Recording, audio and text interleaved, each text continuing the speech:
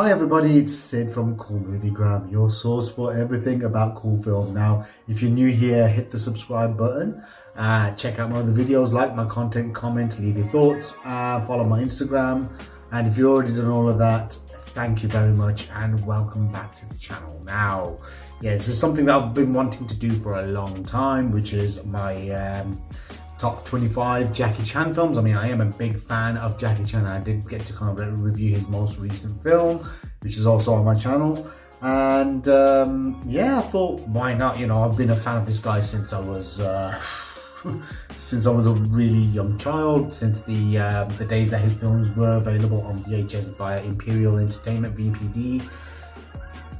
And of course, since then we've had these films reissued in different formats, including DVD, Blu-ray, whatever, and even 4K now. They're getting some of his movies come out. So let's just crack on with this. Of course, it's going to be a 5-video series. It's going to be five films each. So of course, today we're going to be covering films 25 to 21.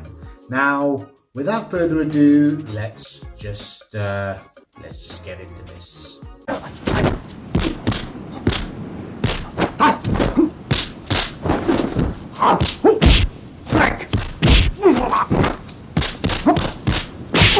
Number 25 is Snake and Crane Arts Shaolin, which is the 1978 film directed by Chen Chi-hua, starring Jackie Chan, Chin Kang, Nora Mill, and Li Wen-tai. Now, after the 8 Shaolin masters disappear, after creating a style called the 8 Steps of the Snake and Crane, a young man appears with a much sought after Kung Fu manual, drawing out every Kung Fu clan, good and bad, in order to find out the answers.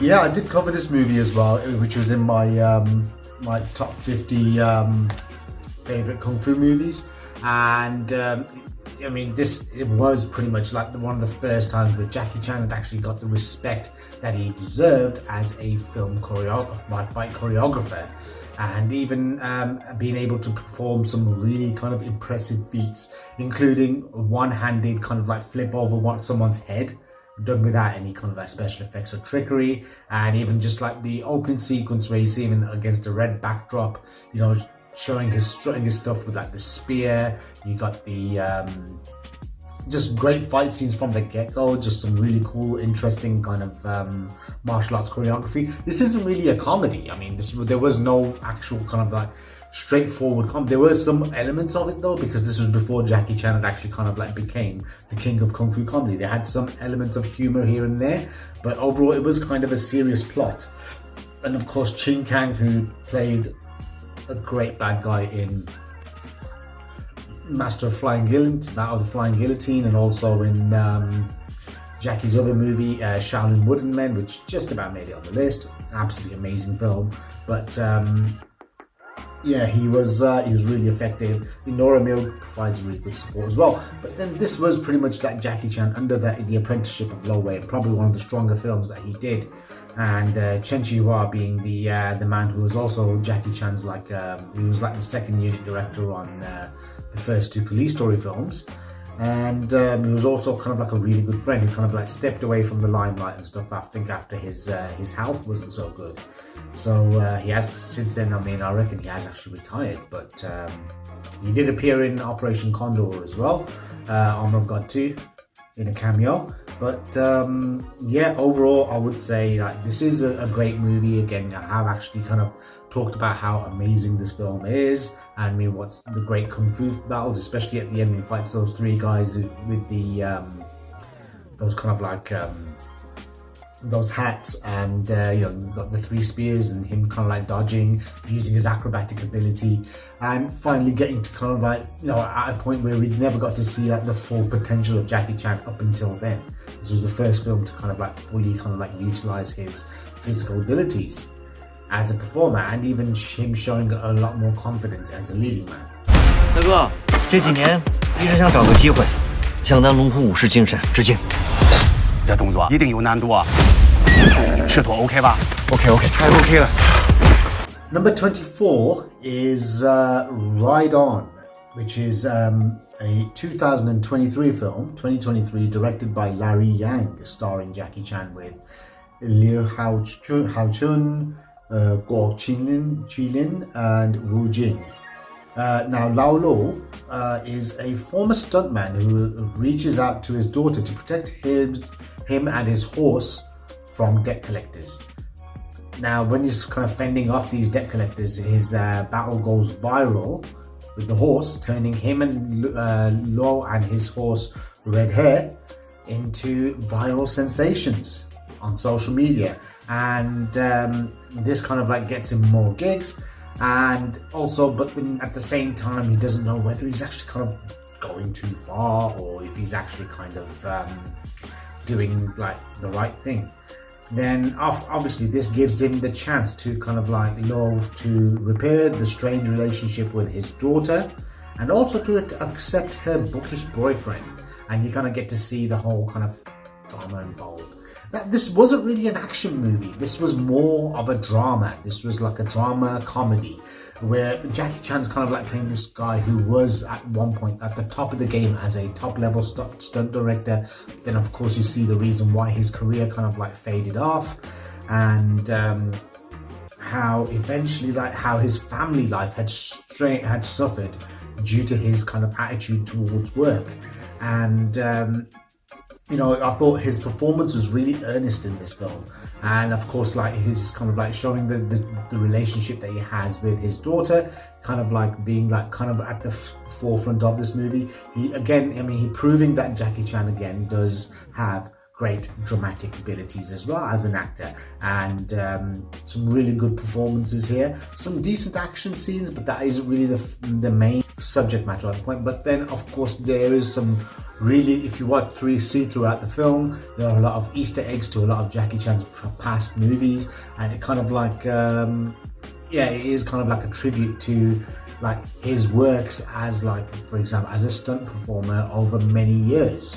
And you know, there is like a really kind of like interesting scene where you kind of get to see his daughter watching like a montage of all of like Jackie Chan's like older movies, some of the stunts that he did and the injuries that he kind of like endured, and you know, just showing the hard work that he does. But then of course even like the relationship of like the kind of like the responsibility he has of his horse as well, you know, for his horse, and also like it was, you know, it's actually quite a great feel-good movie, I thought. And I know a lot of people didn't really enjoy it as much, but I thought out of like, when it comes to like you know, 2020's Jackie, like since the 2010s, I would say this is probably one of his stronger films.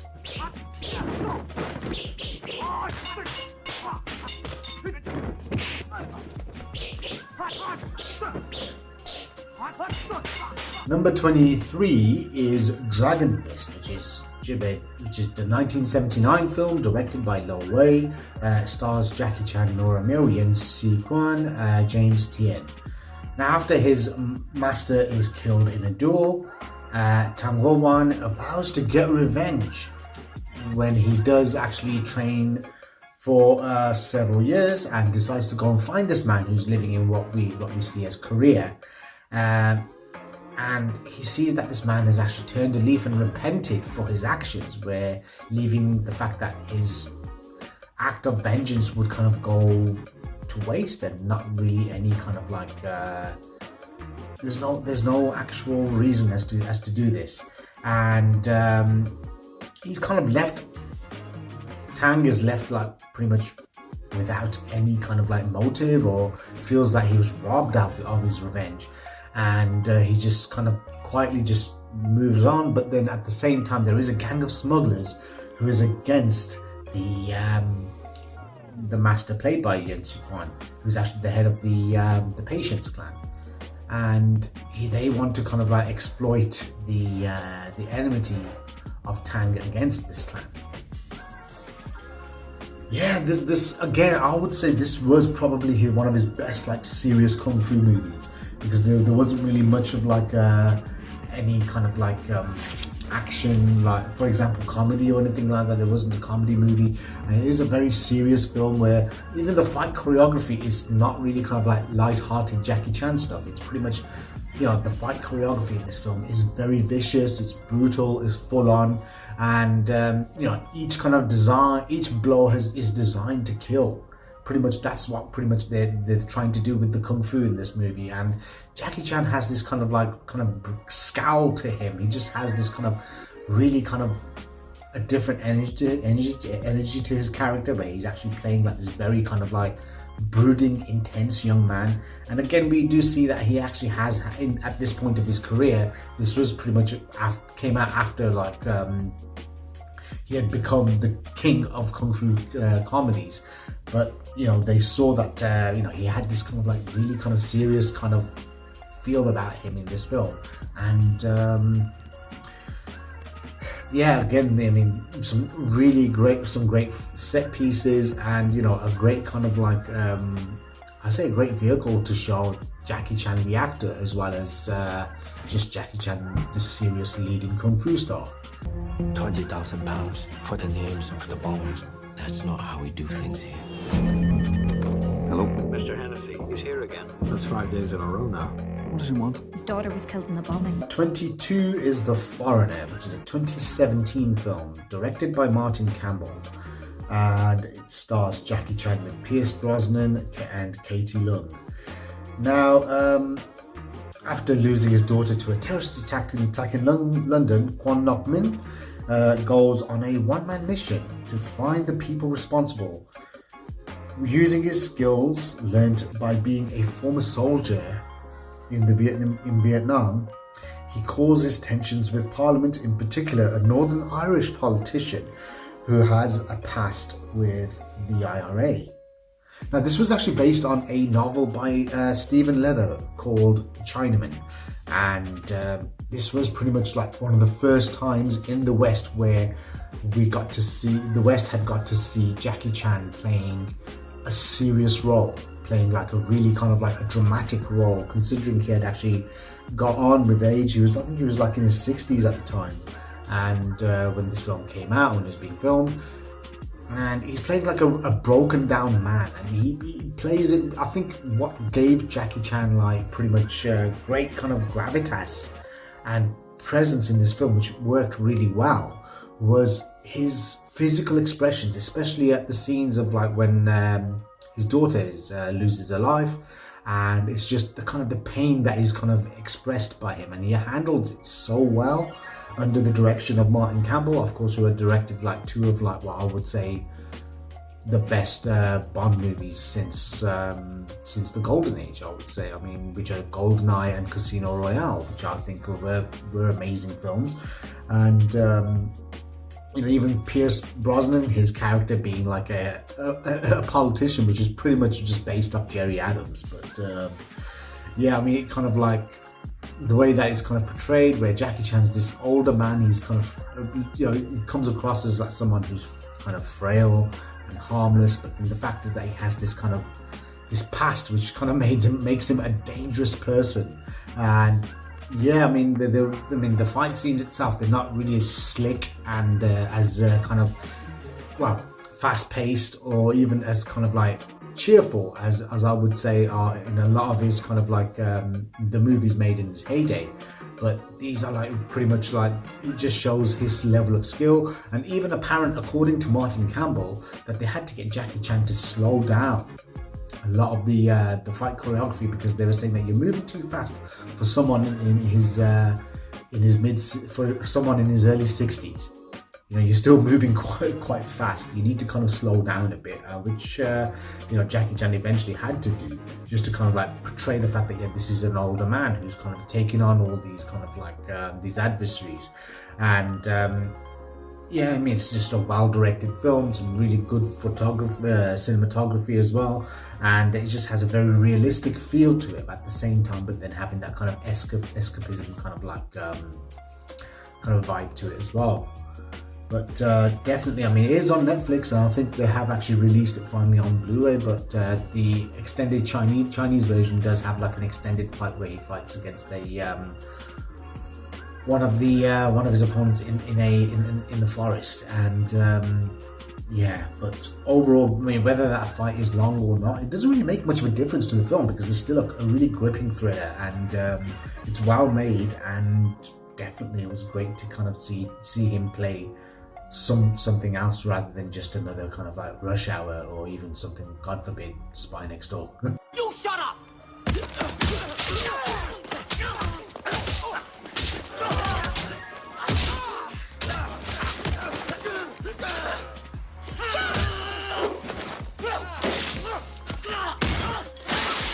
21 is Rumble in the Bronx, a 1994 movie directed by Stanley Tong, which stars Jackie Chan with Anita Mui and Francois Yip. Now, Keong is, or Keong as he's known as in the American dub version of this, who's like a former Hong Kong cop.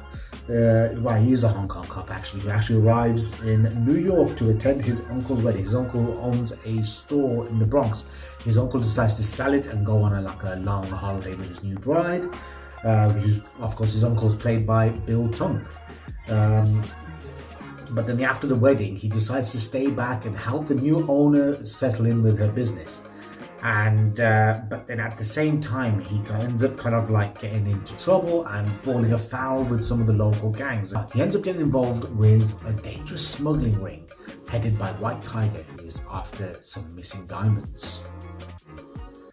Yeah, this film itself, when it came out, I mean, this was such a huge hit in Hong Kong. I mean, this was one of his biggest films. This was made just after he had completed Drunken Master 2, and I think it was in like 1996, 97, that time when I think it was Miramax and New Line Cinema, they had kind of like bought the distribution rights for this. They decided to kind of trim it down quite a fair bit and release it for the American and Western market.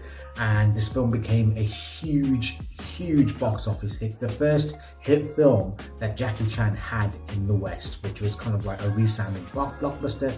And kind of, it was a big hit in Hong Kong anyway. But then this kind of like propelled him. I mean, there are some interesting fight sequences, but there was a lot more focus on some amazing stunt work, because this was kind of like sold on the whole no fear, no stuntman, no equal kind of tag. That was the tagline of the film. And you do get to see, like, especially during the outtakes, to see how injuries that Jackie Chan had throughout the film, and some interesting kind of like performances from Anita Mui and even Francois Yip, who just kind of like lit the screen up with her presence. And yeah, some really kind of like cool kind of set pieces.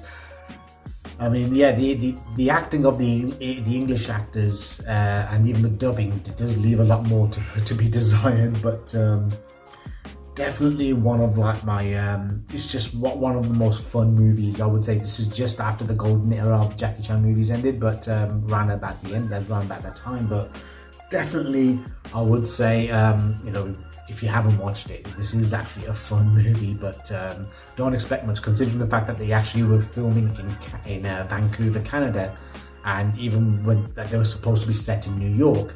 But the film itself, kind of like, you even sometimes when you do see the landscape of like of the mountains, you think, wait a minute, that's not the Bronx. Yeah, but definitely I would say worth watching and worth checking out. Well, that was my picks 25 to 21 of my favorite 25 Jackie Chan movies. Look forward to hearing what you think, and I will definitely be looking forward to bringing out the next one as well. So anyways, this is me signing out. Take care.